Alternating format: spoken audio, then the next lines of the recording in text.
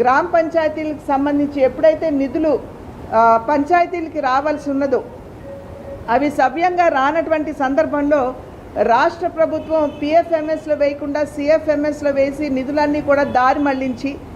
గ్రామీణాభివృద్ధికి తిలోదకాలు ఇచ్చినటువంటి సందర్భంలో పెద్ద ఎత్తున భారతీయ జనతా పార్టీ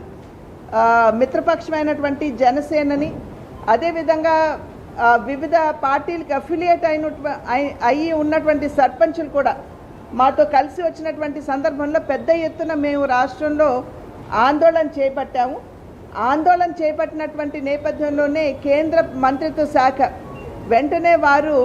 ఒక కమిటీని పంపించి ఇక్కడ ఉన్నటువంటి పరిస్థితుల్ని సమీక్షించమని చెప్పినప్పుడు ఖచ్చితంగా ఇక్కడ గ్రామీణాభివృద్ధిని ఆకాంక్షించి ఏదైతే ఉపాధి హామీ పథకం కింద నిధులు వస్తున్నాయో, పంచాయతీలకి నిధులు వస్తున్నాయో వాటన్నిటినీ కూడా రాష్ట్ర ప్రభుత్వం దారి మళ్లించినటువంటి విషయం వాస్తవం అని చెప్పి వారు ఒక నివేదిక ఇచ్చారు.